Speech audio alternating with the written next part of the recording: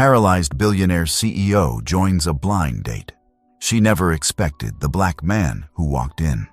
The Manhattan restaurant's private dining room had been carefully prepared for what Rosalind "Roz" Whitfield considered the most humiliating evening of her 32 years.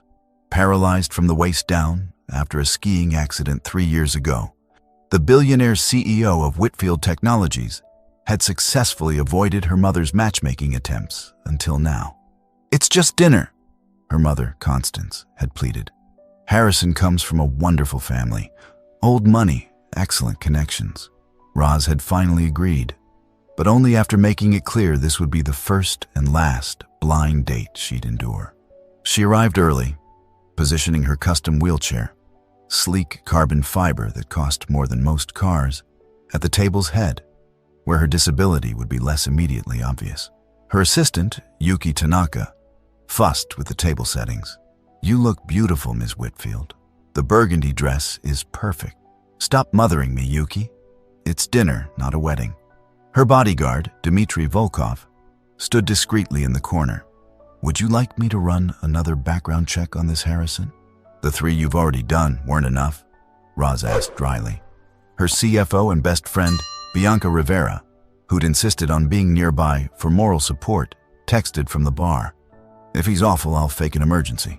Roz was adjusting her blonde hair, still long and lustrous despite everything else the accident had taken, when the door opened. But it wasn't Harrison Worthington III who walked in.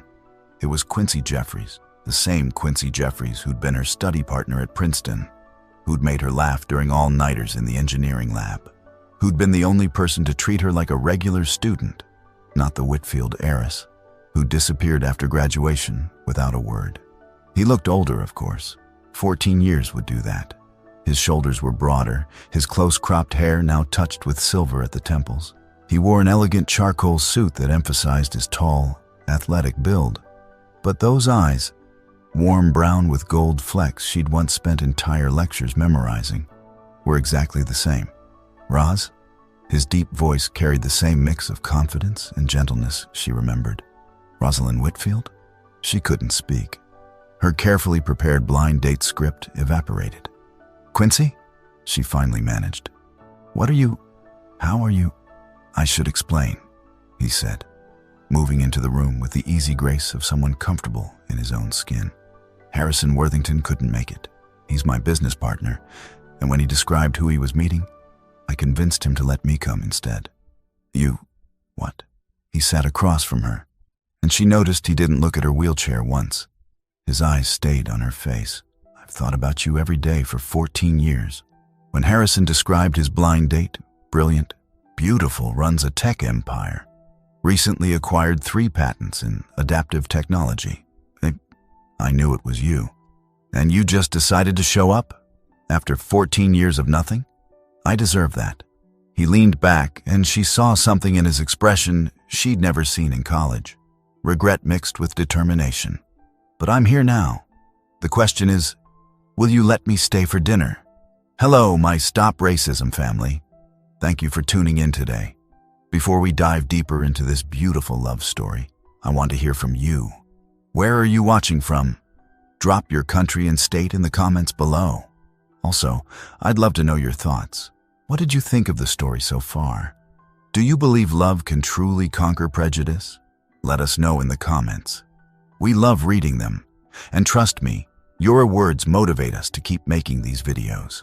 Let's make this video reach at least 50 comments. Your support means the world to us, and it drives us to create even more meaningful content for you. So don't forget to comment, share, and keep spreading love. "You have 30 minutes to explain," Roz said, her CEO voice masking the storm of emotions, starting with why you disappeared. Quincy signaled the waiter, ordering wine, a Chateau Margaux she'd mentioned loving during a particularly stressful finals week 14 years ago. He remembered. "After graduation, your father offered me a job," he began. "What?" "My father never mentioned. He offered me $200,000 to disappear. Said his daughter deserved better than a scholarship kid from Detroit. Made it clear that if I pursued you, he'd destroy any chance I had in tech." Roz felt the blood drain from her face. That's why you never answered my emails? My calls? He was right about one thing. You deserved better than what I could offer then. You were heading to Harvard Business School, heir to an empire. I was a black kid from the projects with an engineering degree and massive student loans. You should have told me. Let me decide. I was 22 and proud, and your father was very convincing. He paused. I took the money. The words hung between them like a blade. Roz's hands clenched in her lap, one of the few movements she could still control completely. You took his money. I used it to pay off my mother's medical bills. She was dying, Roz. Cancer. No insurance. I would have sold my soul to save her. Did she? She lived another 6 years. Good years. Saw me build my first company, sell it for millions. She died proud. His voice caught slightly. I tried to find you then, to explain, but you'd married Richard Hawthorne. My father's choice, Roz said bitterly. Another business arrangement. Divorced within 3 years. And then the accident. You know about that? Everyone knows. Rosalind Whitfield, the unstoppable CEO, paralyzed in a skiing accident. Still runs her company from a wheelchair. Stock prices never dipped. He leaned forward. But that's the public story. How are you really? The question, asked with genuine concern, nearly broke her composure. I'm fine, she said automatically. Liar. You were always a terrible liar.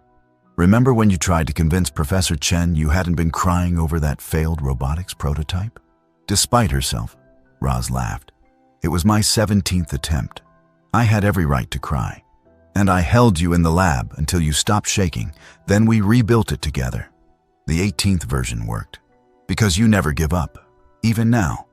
Their food arrived. He'd ordered for both of them without asking, remembering her preferences perfectly. Seared scallops, her favorite. Tell me about your life, Roz said. 14 years is a long time. After your father's intervention, Quincy began. I threw myself into work. Started a small AI company with my roommate from Princeton. Terrell Washington, Roz remembered. He ate all our pizza during study sessions. Still does. He's my CTO now. We built the company to $30 million in revenue, sold it to Google. Started another one, focusing on adaptive technology. QJ Innovations, Roz interrupted. Your QJ Innovations? We've been trying to acquire you for 2 years. Quincy smiled. I know. I've been declining your offers. Why? Because I wanted to meet you as an equal, not as someone begging for a buyout. You're worth $500 million. You haven't been begging for anything. But I wasn't worth your father's approval. Not then. My father's been dead for 5 years. I know. I was at the funeral. Roz stared at him. You were in the back. You were magnificent. Taking over the company while grieving. Fighting off the board members who thought a 27-year-old woman couldn't handle it. Then the accident happened. 3 years ago, Aspen. You were skiing a black diamond alone. You've been keeping tabs on me? I've been loving you from a distance for 14 years, he said simply. Of course I kept tabs. Roz's breath caught. Her physical therapist, Dr. Janet Morrison, had warned her about emotional stress affecting her limited mobility, but she couldn't help the flutter in her chest. You don't even know me anymore. I know you revolutionized your company's accessibility initiatives after your accident. I know you hired more disabled employees than any other Fortune 500 company. I know you still work 18-hour days and forget to eat unless someone reminds you. How could you possibly? Bianca Rivera, your CFO. We've been friends for 3 years. Bianca? She never mentioned. I asked her not to, but she's been telling me to grow a pair and contact you directly. He paused. Harrison's blind date setup was actually her idea. I'm going to kill her. She loves you. She's seen you turn down every man who's approached you since the accident. They see the wheelchair first, Roz said quietly. Then the he's dead. Money. Never me. I see you, Quincy said, his gaze intense. I've always seen you. A knock interrupted them. Dimitri entered, looking concerned. Ms. Whitfield, your mother is here. Constance Whitfield swept in like a hurricane in Chanel, her perfectly coiffed blonde hair and icy blue eyes, taking in the scene with disapproval. Rosalind, Harrison just called to apologize for missing. She stopped, seeing Quincy. Who are you? Mother, this is Quincy Jeffries. from Princeton. Recognition dawned in Constance's eyes, followed by barely concealed disdain. The scholarship student. I thought your father dealt with that situation. He did, Quincy said, standing but not backing down. He paid me to leave. I took it. Then what are you doing here? Mother, I'm here because I've built myself into someone worthy of your daughter, because I've loved her for 14 years, and because Harrison Worthington thought I deserved a chance. Harrison sent you? Constance's voice rose. That's impossible. The Worthingtons would never. The Worthingtons invested $20 million in my last company, Quincy said calmly.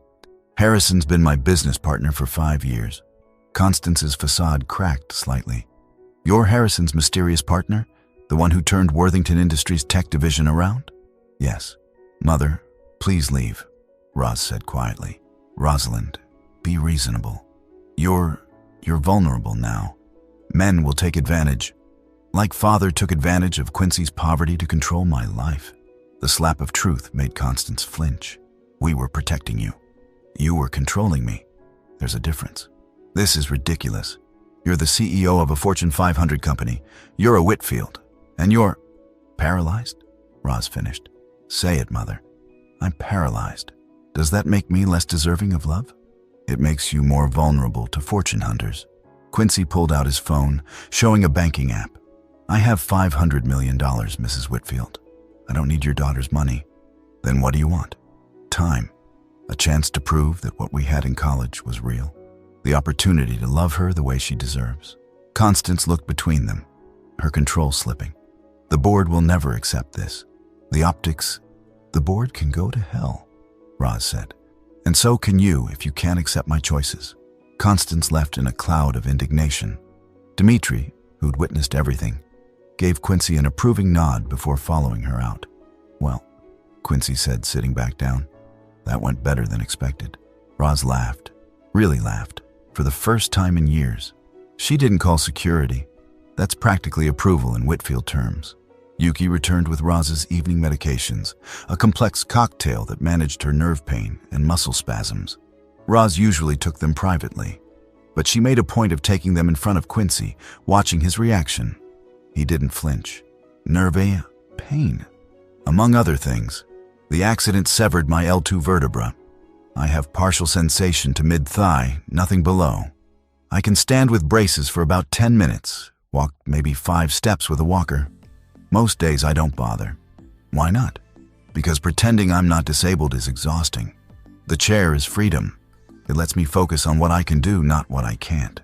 You were always practical. It's one of the things I loved about you. Loved? Past tense? Love. Present tense. Continuous tense. Future tense. All the tenses. Bianca arrived then, pretending surprise. Quincy? What are you doing here? You're a terrible actress, Roz said. I know you set this up. I have no idea what you mean. Oh, look, wine. Don't mind if I do. She poured herself a glass and sat. So, has he told you about the nonprofit?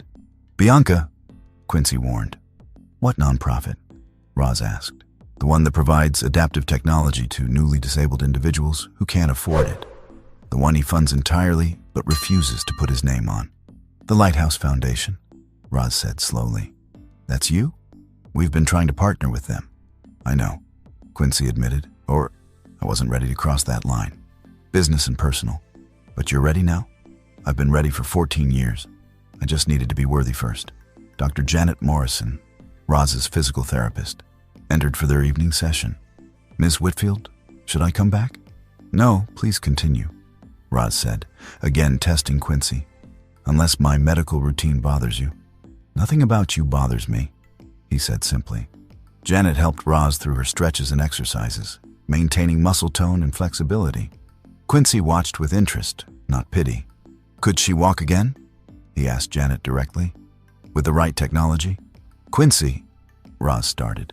Theoretically, with advanced exoskeleton technology and neural interface improvements, many paralyzed individuals could regain mobility, Janet said carefully. But the technology isn't there yet. But it could be, Quincy said thoughtfully. With the right research, the right funding. Don't, Roz said sharply. Don't make me a project. I don't need to be fixed. I'm not trying to fix you. You're not broken, but if technology could give you options, wouldn't you want them? How's this story hitting you so far? Tell us in the comments. If you're loving it, type 1. If not, type 0. We want to know what you think. After Janet left and Bianca made her excuses, Quincy and Roz were alone again. The restaurant had cleared out, leaving them in intimate silence. I have a proposition, Quincy said. Business or personal? Both. What if QJ Innovations and Whitfield Technologies partnered on developing next-generation adaptive technology? Exoskeletons, neural interfaces, the works. Using me as a test subject?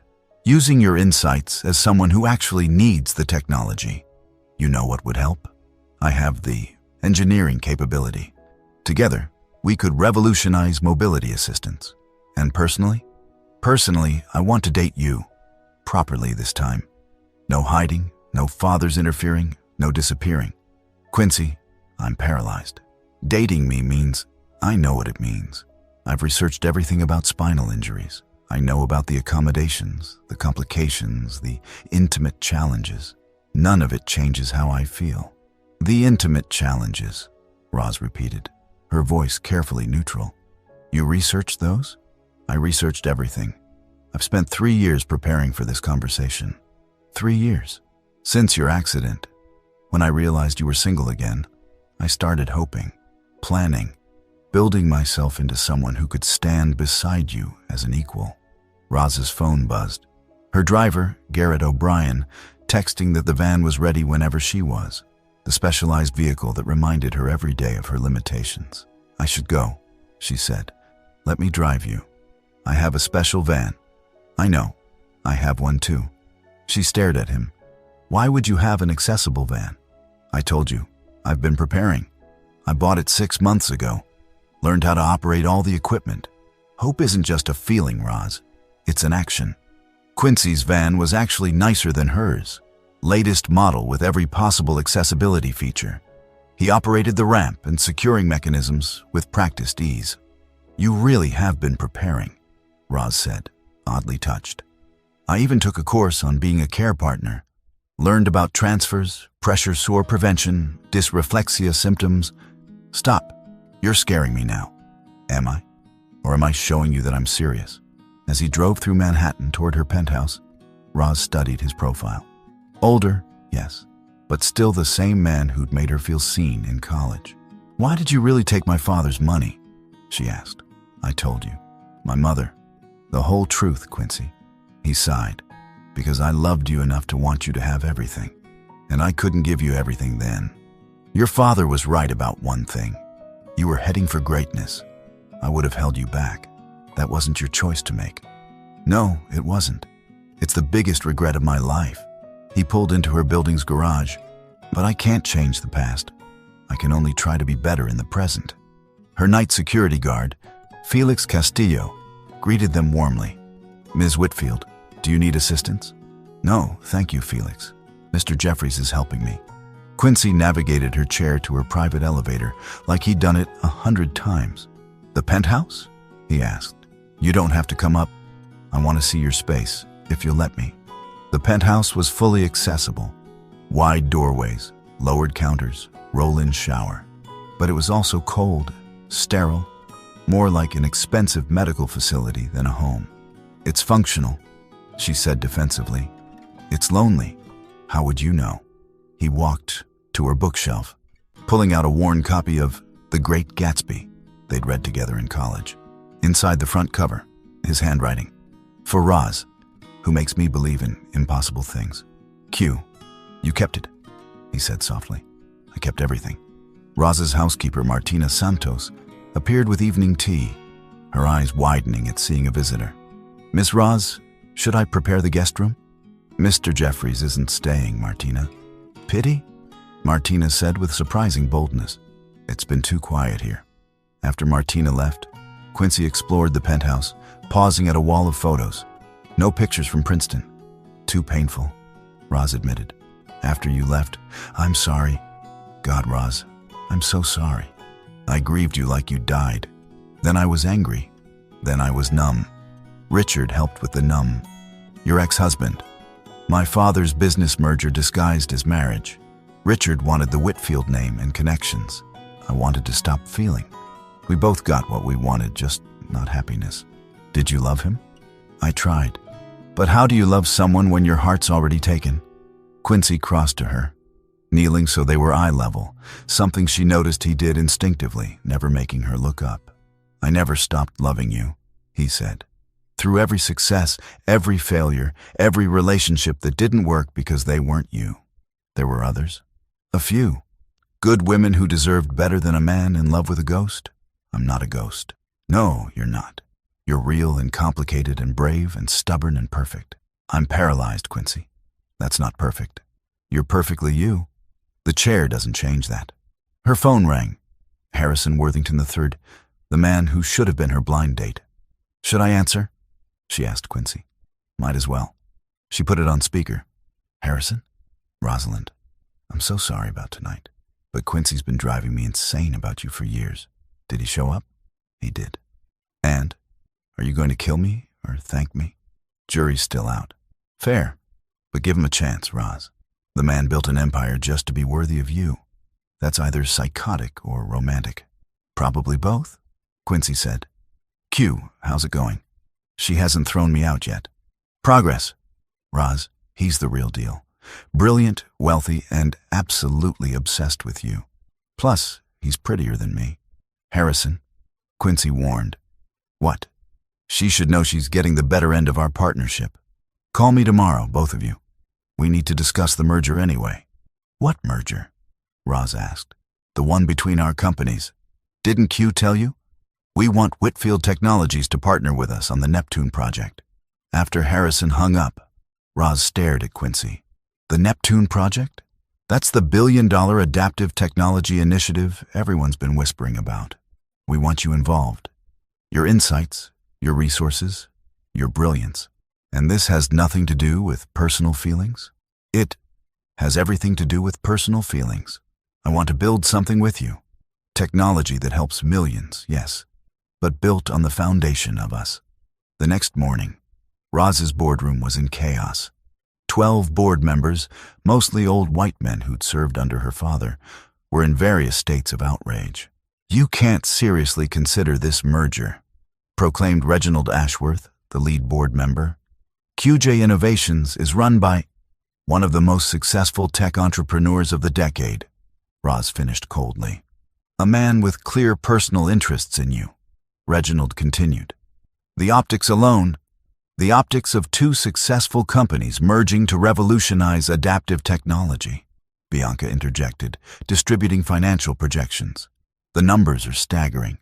This isn't about numbers, board member Chester Thornton said. This is about Rosalind's vulnerability. My vulnerability. Roz's voice could have frozen hell. Since your accident, since my accident, I've increased company value by 40%. Was that vulnerable? You know what we mean, Reginald said uncomfortably. Men might take advantage, like you're trying to take advantage now, suggesting I'm less capable because I'm in a wheelchair. Quincy entered then, flanked by Harrison and their legal team. The boardroom went silent. Gentlemen, Quincy said smoothly, Ms. Rivera sent me your concerns. I'm here to address them. This is a private board meeting, Chester protested. For a potential merger worth $2 billion, Harrison added. I'd think you'd want to hear our proposal. For the next hour, Quincy and Harrison laid out their vision. Adaptive technology that would revolutionize mobility assistance. Funded by their combined resources, led by the only CEO who truly understood the need. And your personal interest in Ms. Whitfield? Reginald asked pointedly. Is separate from this business proposal, Quincy said. But since you asked, yes, I'm in love with her. Have been since college. That doesn't make this merger less profitable. It makes it more personal. I don't just want to make money. I want to change lives, starting with hers. This is inappropriate? Chester said. What's inappropriate? Said board member Isabella Chen, the only woman besides Roz, is suggesting our CEO can't separate personal from professional. She's been doing it successfully for years.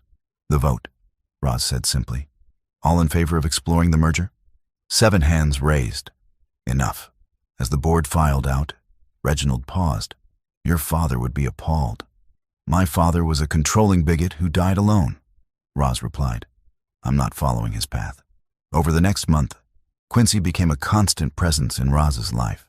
They worked side by side on the Neptune project, their old Princeton rhythm returning, finishing each other's sentences, building on ideas, challenging assumptions. This neural interface design is flawed, Roz said during a late-night session. How? Quincy leaned over her shoulder, his cologne, the same one from college, making her dizzy. The connection points assume standard nerve damage, but every spinal injury is different. So we customize. AI-driven adaptation. Expensive. Worth it. They worked until 3 a.m., ordering Thai food from the same place they'd loved in college. Terrell Washington joined them, still the same jovial genius who'd been Quincy's roommate. It's like watching Princeton all over again, Terrell said. You two in your bubble, solving impossible problems. Except now we have funding, Roz pointed out. And you have a wheelchair, Terrell added bluntly. Which, by the way, is the coolest chair I've ever seen. Carbon fiber. Custom titanium alloy, Roz corrected, appreciating his directness. Sweet. Q, we should integrate some of her chair's features into the exoskeleton design. Already on it, Quincy said, showing holographic projections. Dr. Amara Okonkwo, their lead neural specialist, studied the designs. This could work, but Ms. Whitfield would need to be the primary test subject. Absolutely not, Constance said from the doorway. None of them had heard her enter. Mother, what are you doing here? Protecting you from yourself. You're not a lab rat. I'm a woman who might walk again. You might also die. Neural interfaces are dangerous. Life is dangerous, Quincy said quietly. But Roz has never let that stop her. You don't get a vote, Constance snapped. You're just the man taking advantage of my daughter's condition. Mother, enough! Roz's voice echoed through the lab. Quincy has done nothing but support me. He's done nothing but pursue you when you're vulnerable. I'm not vulnerable. I'm disabled. There's a difference. 2 weeks later, at the Neptune project's official launch party, Roz made a decision that shocked everyone. Wearing a stunning silver gown that complemented her chair, she took the stage via ramp. Ladies and gentlemen, the Neptune project isn't just business for me. It's personal. She signaled to Quincy, who brought out a prototype exoskeleton. Tonight, I'm going to attempt to walk for the first time in 3 years. The room gasped. Constance stood to protest, but Dimitri gently held her back. With Quincy and Dr. Morrison's help, Roz was fitted with a lightweight exoskeleton. Neural connectors attached to points along her spine. The entire room held its breath. System online, Dr. Okonkwo announced. Neural interface connecting. Roz felt it, tingling where she hadn't felt anything in years. I can feel my legs, she whispered. Try to stand, Quincy encouraged, his hands ready to catch her. Slowly, shakily, Roz stood. The exoskeleton supported her, but she was standing. The room erupted in applause, but she only saw Quincy's face, tears streaming down his cheeks. Now walk to me, he said, backing up 3 steps. Quincy, I can't. You can. You've always been able to do impossible things. Walk to me, Roz. 1 step. Mechanical and assisted, but a step. Then another. On the 3rd step, the system glitched. She started to fall, but Quincy caught her, holding her against him. I've got you, he whispered. I've always got you. The system needs work, she said against his shoulder. We'll make it better. Together. Together, she agreed, and kissed him. The room exploded with camera flashes. Tomorrow's headlines would scream about the billionaire CEO and her tech mogul romance. But in that moment, they were just Quincy and Roz, 2 people who'd found their way back to each other. How's this story hitting you so far? Tell us in the comments. If you're loving it, type 1, if not type 0. We want to know what you think.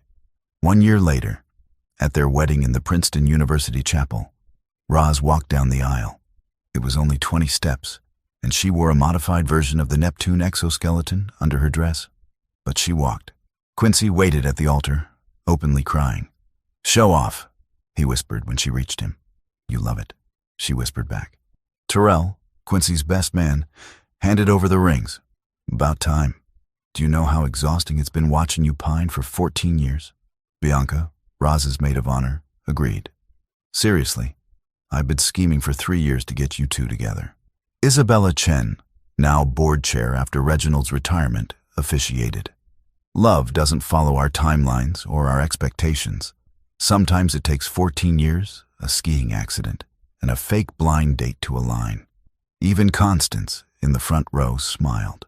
She'd come around after seeing how Quincy had stood by Roz through the exhausting trials of the Neptune technology, never trying to fix her, just support her. I was wrong, she'd admitted months earlier. He loves you for you, not to spite your chair or because of your money. Just you. Harrison gave a toast at the reception. To Quincy, who built an empire to be worthy of love, and to Roz, who proved love doesn't require perfection, just courage. Dr. Morrison added, as someone who's seen Roz at her lowest and highest, I can say this. Quincy didn't heal her. She was never broken, but he did remind her that she was worth loving exactly as she is. Their first dance was to At Last by Etta James. Roz stood in the exoskeleton for it, but halfway through she signaled for her chair.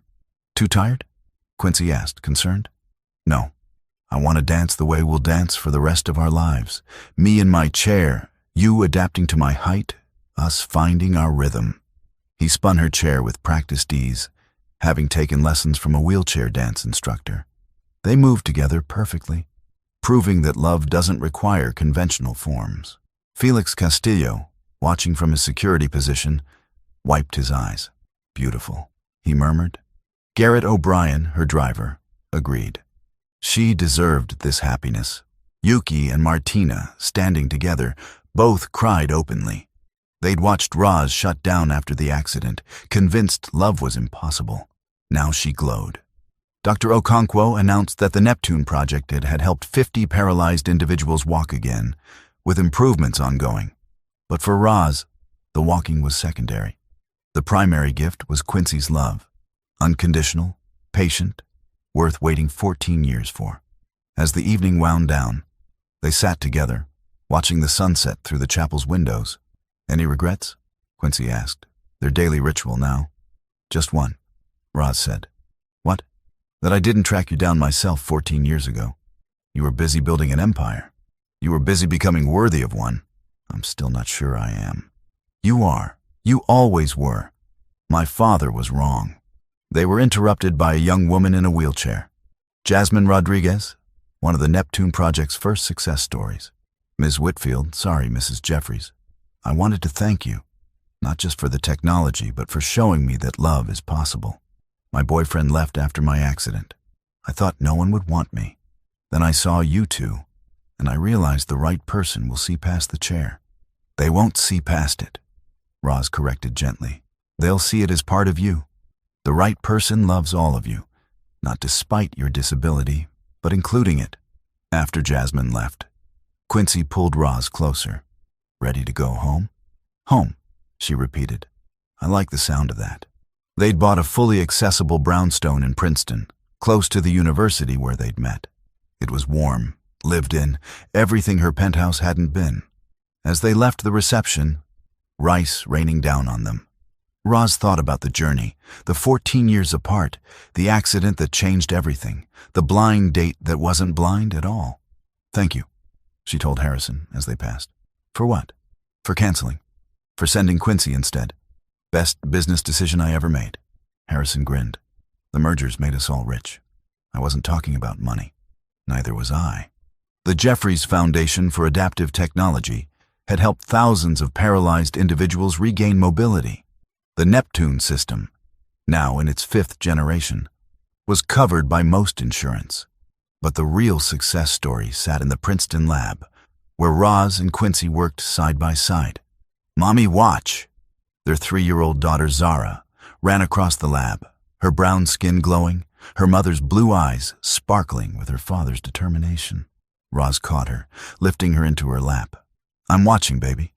Daddy says you're making legs for people. Not legs, sweetie. We're making hope. What's hope? Quincy lifted their infant son, Miles, from his carrier. Hope is believing good things are possible even when they seem impossible. Like you and Mommy finding each other? Exactly like that. Terrell entered with his husband, Dr. Caleb Foster. The Soul team confirmed it. 90% mobility recovery with the new interface. 90%, Roz breathed. We did it. You did it, Quincy corrected. Your insights made the difference. We did it, she insisted. Just like Princeton, better together. Bianca arrived with her wife, attorney Samantha Liu, and their twin boys. The investors are thrilled. Stocks up 12%. More importantly, Dr. Morrison added, entering with her new fiancé, patient satisfaction is at 100%. The lab had become their extended family's gathering place. Even Constance, now a doting grandmother, visited weekly. I was so wrong, she'd tell anyone who'd listen. I thought Quincy would diminish her. Instead, he elevated her. They elevated each other. That evening, after the children were asleep, Roz and Quincy sat in their garden. She in her chair, he on a bench adjusted to her height. Do you ever think about the path not taken? She asked. If you hadn't left, if we'd been together from the start, we wouldn't be who we are now. You might not have become CEO. I might not have built QJ Innovations. The Neptune project wouldn't exist. So you're saying the 14 years apart were worth it? I'm saying everything led us here. The pain, the accident, the blind date, all of it. Harrison called today. He's engaged. Finally, to whom? Dr. Okonkwo. Amara? That's perfect. He said we inspired him. Showed him that love doesn't follow conventional paths. A text interrupted them. From a young couple in Tokyo. The woman was paralyzed. The man was not. They'd seen Roz and Quincy's story, wanted advice. Roz typed back, love adapts. Love finds ways. Love sees souls, not limitations. Good advice, Quincy said, reading over her shoulder. I had a good teacher. This man who waited 14 years, learned about spinal injuries, bought an accessible van, and showed up to a blind date pretending to be someone else. Technically, I never pretended. Harrison really did send me. Best substitution ever. They kissed, there in their garden, while the Princeton campus lights twinkled in the distance. The same campus where they'd met 18 years ago, where a scholarship kid from Detroit had fallen for a billionaire's daughter, where love had been interrupted but never ended. I love you, Quincy said. The same words he'd wanted to say at graduation, but hadn't. I love you too, Roz replied. The words she'd waited 14 years to say again. Inside, Zara called out. A nightmare. They went to her together, Quincy pushing Roz's chair with practiced ease. Their daughter reached for both of them, finding comfort in their united presence. Tell me the story, Zara demanded, their nightly ritual. Which story, baby? Roz asked. The one about Daddy coming to dinner. So they told it again, how Mommy was waiting for someone else, but Daddy walked in instead. How they'd known each other before but lost each other. How Mommy's accident didn't stop Daddy from loving her. How they built machines to help people walk, but more importantly, built a family. And they lived happily ever after? Zara asked sleepily. They lived happily, Quincy corrected. The ever after part they're still writing. As their daughter drifted back to sleep, Roz thought about their story. Unconventional, interrupted, complicated. A black man from Detroit and a paralyzed white heiress. A love that waited 14 years to bloom. A blind date that wasn't blind at all. Tomorrow, they'd return to the lab, working on the next generation of adaptive technology. The media would continue to call them the power couple that defied odds. The board would still occasionally grumble about optics. But tonight, they were just a family. Beautifully blended, perfectly imperfect. Proof that love doesn't follow society's scripts. The paralyzed billionaire CEO who joined a blind date never expecting her college crush to walk in had found more than love. She'd found a partner who saw her wheels as wings, her limitations as launching points, her differences as distinctions. And Quincy? He'd found the girl who'd made him believe in impossible things. Now a woman who made impossible things possible. Together, they didn't just defy statistics about interracial relationships or marriages where one partner is disabled. They rewrote them entirely. One step, one breakthrough, one kiss at a time. The blind date had opened both their eyes to what they'd always known, but been afraid to see. That love, real love, doesn't care about race or ability or time or distance. It just cares that two souls recognize each other and choose to build something beautiful from the recognition.